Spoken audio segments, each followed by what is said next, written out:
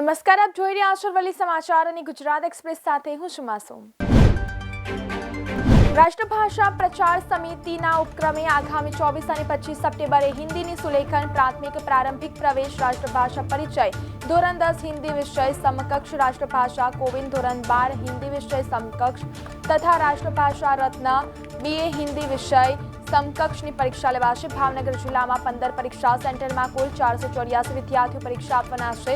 તારીખ 24 સપ્ટેમ્બરના રોજ સવારે 10:30 થી 1:30 દરમિયાન રાષ્ટ્રભાષા રત્ન પેપર 1 અને પેપર 4 કોવિદ પેપર 1 બપોરે 2:30 થી 5:30 દરમિયાન રાષ્ટ્રભાષા રત્ન પેપર 2 અને પેપર 3 કોવિદ પેપર 5 કોવિદ પેપર 2 તથા પરિચય પેપર 1નો સમાવેશ થાય છે। બીજા દિવસે તારીખ 25 સપ્ટેમ્બરે રવિવારે સવારે 10:30 થી બપોરના 1:30 સુધી રાષ્ટ્રભાષા રત્ન પેપર 3 અને રાષ્ટ્રભાષા રત્ન પેપર 6 કોવિદ પેપર 3 પરિચય પેપર 2 પ્રવેશ પેપર 1 પ્રારંભિક અને પ્રાથમિક બપોરના 2:30 થી સાંજના 5:30 દરમિયાન કોવિદ પેપર 4 પરિચય પેપર 3 પ્રવેશ પેપર 2 તથા શુદ્ધ સુલેખનની પરીક્ષા લેવાશે। ચરોતરની એક ઓળખાણ NRIના પ્રદેશ તરીકેની પણ છે। અમેરિકા, કેનેડા, UK, ઓસ્ટ્રેલિયા સહિત અન્ય દેશોમાંથી સ્થાયી થયેલા ચરોતરવાસીઓ તહેવાર ઉજવવા માટે વતનમાં આવતા હોય છે। 2 વર્ષે કોરોનાના કારણે ગરબાની મજા માણી શકાઈ ન હતી, ત્યારે આ વખતે માદરે વતન નવરાત્રીનું નવલું પર્વ ઉજવવા 140થી વધુ NRI પરિવારો આવી પહોંચ્યા છે। અત્યાર સુધીમાં આણંદમાં 30, નડિયાદમાં 14, બોરસદ તાલુકામાં 3 અને ગ્રામ્ય વિસ્તારમાં 140થી વધુ પરિવારો નવરાત્રી ઉજવણી માટે આવ્યા છે। નાનપણથી વિદેશમાં ઉછરેલા યુવક યુવતીઓ વતનમાં આવ્યા બાદ ક્લાસ જોઈન કરીને ગરબાના નવા સ્ટેપ શીખી રહ્યા છે। ગુજરાત યુવા કોંગ્રેસની યુવા પરિવર્તન યાત્રા અરવલ્લીમાં પ્રવેશી હતી। અંબાજીથી શરૂ થયેલ કોંગ્રેસની યુવા પરિવર્તન યાત્રા ગઈકાલે બીજા દિવસે મોડાસા ઘાસણ ટોલનાકા પાસે યાત્રાનું ભવ્ય સ્વાગત કરવામાં આવ્યું હતું। ગુજરાત યુવા કોંગ્રેસ પ્રમુખ હરપાલસિંહ ચુડાસમા યાત્રામાં ઉપસ્થિત રહ્યા હતા। પ્રદેશ યુવા કોંગ્રેસ પ્રમુખ ઇન્દ્ર વિજયસિંહ સોલંકી પણ યાત્રામાં તો બાયડ અને મોડાસા ધારાસભ્ય સહિત જિલ્લા કોંગ્રેસ પ્રમુખે કર્યું યાત્રાનું સ્વાગત। જિલ્લા યુવા કોંગ્રેસ પ્રમુખ નિશ્ચલ પટેલ સહિત મોટી સંખ્યામાં યુવા ઉપસ્થિત રહ્યા। રાહુલ ગાંધીના 8 વચનોનું પાલન કરાશે હરપાલસિંહનું નિવેદન। યુવા પરિવર્તન યાત્રા અને બાઇક રેલીનું મોડાસા નગરમાં ભ્રમણ। વર્ષોથી પોતાના બાપદાદાનો વ્યવસાય કરતા પ્રજાપતિ પરિવાર નવરાત્રી નજીક આવતા જ પોતાના ચાકડા ઉપર નવા ગરબા માટેનો કુંભ તૈયાર કરીને તેની પર અલગ અલગ કલરથી સુશોભિત કરીને કરજણ બજારમાં માતાજીની સ્થાપના માટે ગરબીનું વેચાણ કરવા બેસે છે। કરજણ નવા બજાર જલારામ ચોકડી ખાતે આવેલ પ્રજાપતિ પરિવાર દ્વારા ઘણા વર્ષોથી બાપદાદાનો વ્યવસાય કરે છે અને વર્ષોથી ઘડા અને તે માટલા બનાવવાનો વ્યવસાય સાથે સંકળાયેલા છે। જ્યાં દર વર્ષે નવરાત્રી નજીક આવતા જ નવરાત્રી માટેના વિવિધ કલરના ગરબાઓ બનાવીને એમાં કાણા પાડી કલર પૂરી શોભિત કરવામાં આવે છે। સાથે સાથે દિવાળી માટે દીવડા તેમજ કરવા માટે આવે છે, કોળિયા પણ બનાવવામાં આવે છે અને ગરબાઓ તૈયાર કર્યા પછી કરજણ બજારમાં લારીમાં લઈને વેચવામાં આવતા હોય છે। આમ આજના આધુનિક જમાનામાં પણ પોતાના વ્યવસાય સાથે સંકળાયેલા પ્રજાપતિ પરિવાર પોતે હાથે જ ગરબા બનાવી કલર કામ કરી માતાજીની સ્થાપના માટે ગરબી બનાવે છે। આજનું નવું ભારત નવી વિચારસરણી નવા અભિગમ સાથે આગળ વધી રહ્યું છે, એમ પ્રધાનમંત્રીએ જણાવ્યું છે। વડાપ્રધાન નરેન્દ્ર મોદીએ વિડીયો કોન્ફરન્સિંગ માધ્યમથી ગુજરાતના એકતાનગરમાં પર્યાવરણ મંત્રીઓની રાષ્ટ્રીય પરિષદનું ઉદ્ઘાટન કર્યું હતું।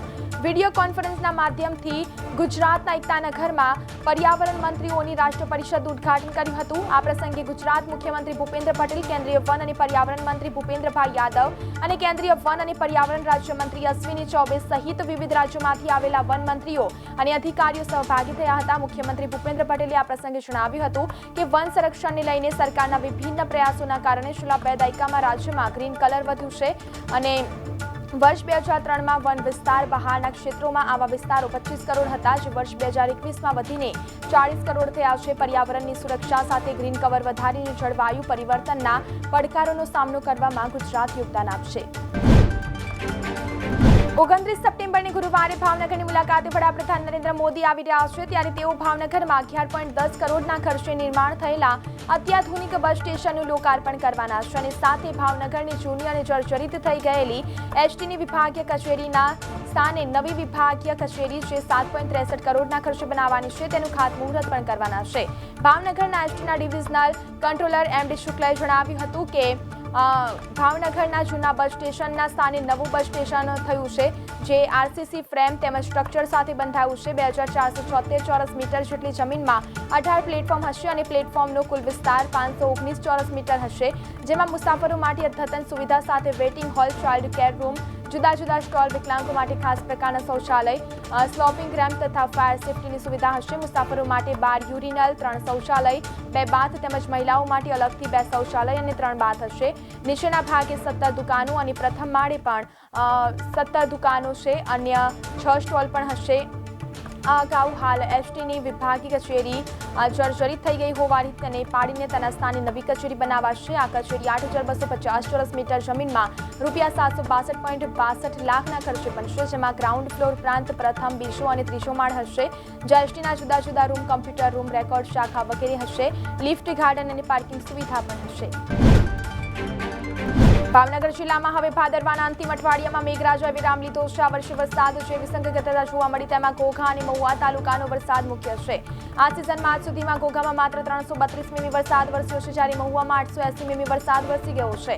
આ બંને તાલુકા ભાવનગર જિલ્લામાં આજુબાજુમાં આવેલા છે, ત્યારે બંને તાલુકાના વરસાદ વચ્ચે વરસાદમાં 265% તફાવત છે. મહુવામાં ઘોઘાથી 265% વધુ વરસાદ વરસી ગયો છે, એટલે કે બંને તાલુકા વચ્ચે વરસાદ આજ સુધીમાં 548 મીમીનો તફાવત છે. ભાવનગર જિલ્લામાં હવે મેઘરાજા મોડા પડ્યા છે અને વરસાદ વિરામ લેતા ખાસ તો ધરતીપુત્રો ખુશખુશાલ થયા છે. પ્રજાજનોએ પણ હાશકારો અનુભવ્યો છે.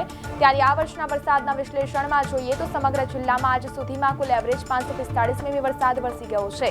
ભાવનગર જિલ્લામાં વર્ષના કુલ વરસાદ 617 મીમીના 89.4% થાય છે. હજી તેમજ આસોમાં આરંભે હસ્ત નક્ષત્ર હોવાના કારણે વરસાદ વરસી શકે છે, ત્યારે આ વર્ષે પણ જિલ્લામાં 100% વરસાદ થઈ જશે તેવી પૂરી આશા છે.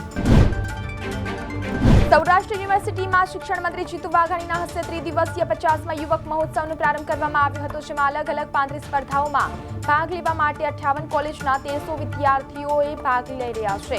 ત્રિદિવસીય આ મહોત્સવમાં યોજાનારી સ્પર્ધાઓ થકી સૌરાષ્ટ્ર સાહિત્ય, કલા અને સંસ્કૃતિની થશે. જીતુ વાઘાણીએ પ્રાસંગિક ઉદ્બોધનમાં જણાવ્યું હતું કે પ્રાઇવેટ સ્કૂલો, કોલેજો, યુનિવર્સિટીઓ બધાને તક મળે છે. એટલા માટે વાઘાણીએ વધુમાં જણાવ્યું હતું કે મને કહેતા આનંદ થાય છે કે કોલેજ સુધી વિદ્યાર્થીઓ આવે છે, તે પછી સરકારી હોય કે ખાનગી હોય, તમને ખબર છે કેટલી છે? 40,000 સરકારી, તેમાં 32,000 પ્રાઇમરી ગ્રાન્ટવાળી એટલે કે સંપૂર્ણ સરકારી અને 8,000 ગ્રાન્ટેડ છે.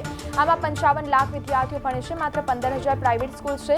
હવે કોલેજોમાં છોકરા છોકરીઓ ભણે છે. અમારી સરકારી પ્રાઇમરી ફેક્ટરી છે જે સારામાં સારી એમાંથી બહાર નીકળ્યા છે, ત્યારે આંકડો અહીં પહોંચે છે. 15,000માંથી આંકડો અહીં પહોંચે નહીં. આ વ્યવસ્થાઓ કરી તેનું પરિણામ છે. આજે પણ સરકારી સ્કૂલમાં ભણીને કોલેજોમાં આવતા વિદ્યાર્થીઓની સંખ્યા 70% ઉપર છે. સૌરાષ્ટ્ર યુનિવર્સિટીમાં શુક્રવારે 50મા યુવક મહોત્સવનો રાજ્યના શિક્ષણ મંત્રીના હસ્તે રંગારંગ પ્રારંભ થયો હતો. અમૃત કલા મહોત્સવ ખુલ્લો મૂકતા શિક્ષણ મંત્રીએ વિદ્યાર્થીઓ માટે જાહેરાત કરતા કહ્યું હતું કે યુનિવર્સિટીના જેટલા વિદ્યાર્થીઓએ યુવક મહોત્સવમાં ભાગ લીધો છે તે તમામ વિદ્યાર્થીઓને પરિવાર સાથે 1 વર્ષ સુધી અમદાવાદમાં આવેલા સૌથી મોટા સાયન્સ સિટીમાં એન્ટ્રી ફ્રી આપવામાં આવશે. વધુમાં તેમણે કહ્યું હતું કે રાજ્યભરની યુનિવર્સિટી ભવનોએ માત્ર મકાનો નથી, પરંતુ યુવાનોના સપનાઓનું આશ્રય સ્થાન છે. રાજ્યભરમાં માત્ર 15,000 પ્રાઇવેટ સ્કૂલ છે, જ્યારે સરકારી અને ગ્રાન્ટેડ શાળાઓ 40,000 છે, જેમાંથી તૈયાર થયેલા વિદ્યાર્થીઓ દ્વારા વિદ્યાલયો તેમજ વિશ્વવિદ્યાલયો ધમધમે છે. જામનગરની ડીકેવી કોલેજના એનએસસી દ્વારા A ગ્રેડ મળતા તેમજ કોલેજના આચાર્યનું શિક્ષણ મંત્રીએ સન્માન કર્યું હતું. આ અમૃત કલા મહોત્સવમાં સૌરાષ્ટ્ર યુનિવર્સિટી સંલગ્ન 62 કોલેજના આશરે 1350 સ્પર્ધકો જુદી જુદી 36 ઇવેન્ટમાં ભાગ લેશે. હરિવંદના કોલેજ, સર્વોદય કોલેજના છાત્રોએ આ પ્રસંગે પ્રાચીન રાસ રજૂ કર્યો હતો. યુનિવર્સિટીમાં શુક્રવારે યુવક મહોત્સવનું ઉદઘાટન સમય બપોરે 33 કલાકનો રખાયો હતો, પરંતુ મહાનુભાવોને આવવામાં વિલંબ થતા સાંજે 35 કલાકે શરૂ થનારી સ્પર્ધાઓ તેના નિર્ધારિત સમય કરતાં મોડી શરૂ થઈ હતી. તેમજ સૌરાષ્ટ્ર યુનિવર્સિટીમાં યુવક મહોત્સવનું ઉદઘાટન કરવા આવેલા રાજ્યના શિક્ષણ મંત્રીની જીપ તેમના વક્તવ્ય દરમિયાન 2 થી 3 વખત લપસી હતી. 2 વર્ષ પછી યોજાઈ રહેલા ગરબામાં હોસ્ટેલની વિદ્યાર્થીનીઓ જઈ શકશે. તેમને સત્તાધીશોએ 12 વાગ્યા સુધીની પરવાનગી આપી છે. જો કે 12 વાગ્યા સુધીમાં હોસ્ટેલ પરત આવી જવું પડશે. 12 વાગ્યા પછી ગરબામાં રોકાવું હોય તો વાલીની પરમિશન લઈ એન્ટ્રી પાસ મેળવી સ્થાનિક સખાને ત્યાં રોકાવું પડશે. છેલ્લા 2 વર્ષથી કોરોના મહામારીના પગલે નવરાત્રીનું આયોજન થઈ શક્યું ન હતું. જો કે આ વર્ષે નવરાત્રી યોજાવાની છે, જેના પગલે યુવાધનમાં ઉત્સાહ જોવા મળી રહ્યો છે.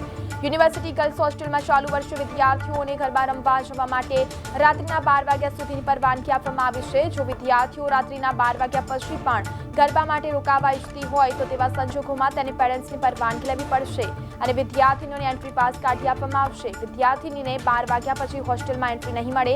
વિદ્યાર્થીનીને એન્ટ્રી પાસ લીધો હશે તો પણ સ્થાનિક કક્ષાએ પોતાના રિલેટિવના ઘરે રોકાવું પડશે. યુનિવર્સિટી ગર્લ્સ હોસ્ટેલમાં 2000 જેટલી વિદ્યાર્થીનીઓ રહે છે. હોસ્ટેલમાં રહેતી વિદ્યાર્થીનીઓમાંથી 700 થી 800 જેટલી વિદ્યાર્થીનીઓ દર વર્ષે ગરબા રમવા માટે જતી હોય છે. સામાન્ય રીતે ગર્લ્સ હોસ્ટેલમાં પરત ફરી જવાનો રૂટીન સમય રાત્રે 9 વાગ્યા સુધીનો હોય છે. જો કે નવરાત્રીના સમયમાં જાહેરનામાના આધારે તેમનો સમય નક્કી કરવામાં આવતો હોય છે. 12 વાગ્યા પછી બોયઝ હોસ્ટેલના દરવાજા બંધ કરી દેવામાં આવે છે. જો કે બોયઝ હોસ્ટેલમાં રહેતા વિદ્યાર્થીઓ લેટ પડે તો તેવા સંજોગોમાં તેમને આઈ કાર્ડ બતાવે તો એન્ટ્રી આપવામાં આવે છે. બોયઝ હોસ્ટેલમાં પણ 12 વાગ્યા સુધીનો જ નિયમ લાગુ કરવામાં આવે છે. પ્રધાનમંત્રી કિસાન સન્માન યોજનાનો અંદાજે 30,000 ખેડૂતો જરૂર નહીં હોવાથી યોજનાનો લાભ લેતા નથી. જિલ્લામાં ખેડૂતોની સંખ્યા 2.8 લાખ છે, જેની સામે હાલ 2.29 લાખ ખેડૂતો ખાતેદારો તેમજ લાભ લઈ રહ્યા છે. આમ લાભ નહીં લેનાર ખેડૂતોની સંખ્યા 30,000 સાથે ખેડૂતોની કુલ સંખ્યા 2.59 લાખ થાય છે. યોજનામાં એક ખેડૂતને પ્રતિ વર્ષ રૂપિયા 6,000 મળે છે. અમદાવાદ જિલ્લામાં પ્રધાનમંત્રી કિસાન સન્માન યોજના અંતર્ગત 2.59 લાખ ખેડૂતોમાંથી 40% એટલે કે 1,03,600 કરતાં વધુ ખેડૂતો 2 હેક્ટર કરતાં ઓછી જમીન ધરાવે છે. આ સિવાયના 60% એટલે કે 1,55,400 કરતાં વધુ ખેડૂતો પાસે 2 હેક્ટર કરતાં વધુ જમીન છે. આ 1.55 લાખમાંથી અંદાજે 30,000 ખેડૂતો પ્રધાનમંત્રી કિસાન સન્માન યોજના અંતર્ગત મળતી વાર્ષિક રૂપિયા 6,000ની સહાય નહીં લેતા હોવા પાછળના મુખ્ય કારણોમાં ખેડૂતોને જરૂર નહીં હોવાનું મનાય છે. આ ખેડૂતો સરકારની ઘણી યોજનાનો લાભ લેતા નથી. જ્યારે જિલ્લામાં 2.8 લાખ ખેડૂતો નોંધાયા છે અને તેની સામે 2.29 લાખ ખેડૂતો યોજનાનો લાભ લઈ રહ્યા છે. બીજી તરફ સરકાર તરફથી તાજેતરમાં ખેતરોમાં ડ્રોન દવા અને ખાતરના છંટકાવ માટે ડ્રોન યોજના શરૂ કરવામાં આવી છે, પરંતુ 2 હેક્ટર કરતાં ઓછી જમીન ધરાવતા 40% ખેડૂતો લાભ લઈ રહ્યા નથી. જ્યારે બાકીના 60%માંથી પણ માત્ર 900 ખેડૂતોએ નોંધણી કરાવી છે. વડાપ્રધાન નરેન્દ્ર મોદી 29 અને 30 સપ્ટેમ્બરે અમદાવાદ અને ગાંધીનગર આવી રહ્યા છે. 29 સપ્ટેમ્બરે સાંજે મોદી મોટેરા ખાતેના મોદી સ્ટેડિયમમાં નેશનલ ગેમ્સનું ઉદઘાટન કરશે. જ દિવસે રાત્રે તેઓ જીએમડીસી ગ્રાઉન્ડ પર આરતી પણ કરશે. અગાઉ 2019માં મોદીએ જીએમડીસી ગ્રાઉન્ડ પર આરતી કરી હતી. આરતી પછી વડાપ્રધાન ગાંધીનગર ખાતે રાત્રે રોકાણ કરશે. 30 સપ્ટેમ્બરે સવારે મોદી વંદે ભારત ટ્રેનનું લોકાર્પણ કરી એ જ ટ્રેનમાં લગભગ 30 કિલોમીટરની મુસાફરી કરી ગાંધીનગરથી કાલુપુર રેલવે સ્ટેશન આવશે. અહીંથી મોદી કાલુપુર ખાતે બનાવાયેલા મેટ્રો સ્ટેશનની મુલાકાત લેશે અને અમદાવાદ મેટ્રોને લીલી ઝંડી બતાવી મેટ્રોમાં જ લગભગ 15 કિલોમીટરનું અંતર કાપી દૂરદર્શન ટાવર જશે. મેટ્રોના દૂરદર્શન ટાવરના સ્ટેશને ઉતરી વડાપ્રધાન જાહેર સભા સંબોધશે. પહેલી વખત વડાપ્રધાન નરેન્દ્ર મોદી માસ ટ્રાન્સપોર્ટેશનમાં 45 કિલોમીટરની મુસાફરી કરશે, જેને પગલે એસપીજી સહિત સેન્ટ્રલની સુરક્ષા એજન્સીઓ અને સ્થાનિક પોલીસ દ્વારા સમગ્ર રૂટ પર રાઉન્ડ લેવામાં આવ્યો હતો અને તમામ બાબતોનું નિરીક્ષણ કરવામાં આવ્યું હતું. હજુ પણ સુરક્ષા એજન્સીઓ દ્વારા સમયાંતરે ચેકિંગથી માંડી અન્ય તમામ બાબતોનું નિરીક્ષણ કરવામાં આવી રહ્યું છે.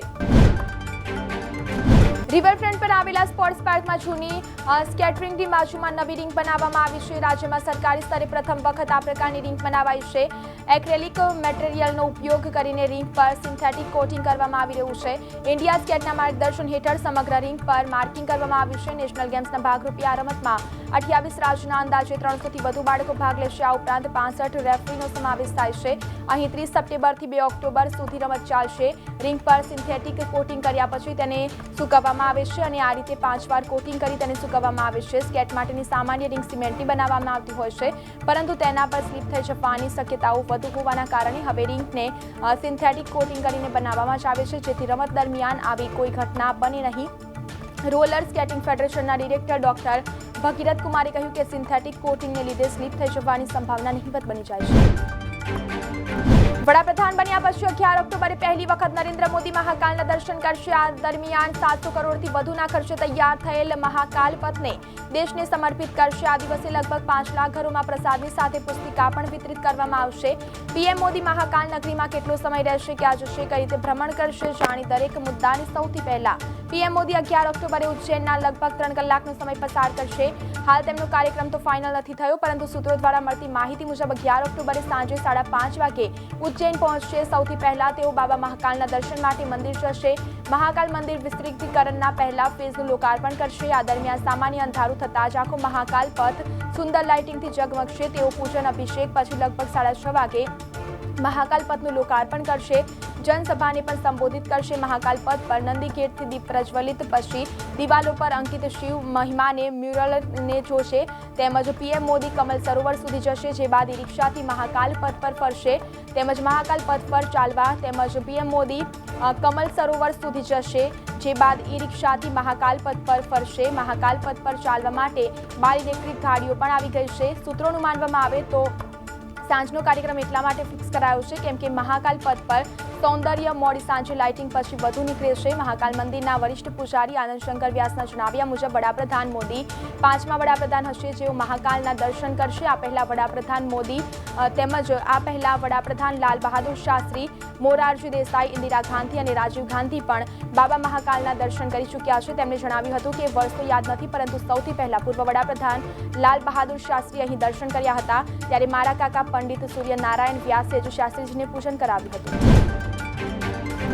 તો ગુજરાત એક્સપ્રેસમાં અત્યારે બસ આટલું જ। વધુ સમાચાર જોવા માટે જોતા રહો અરવલ્લી સમાચાર, એટલે તમારો વિસ્તાર, તમારી વાત।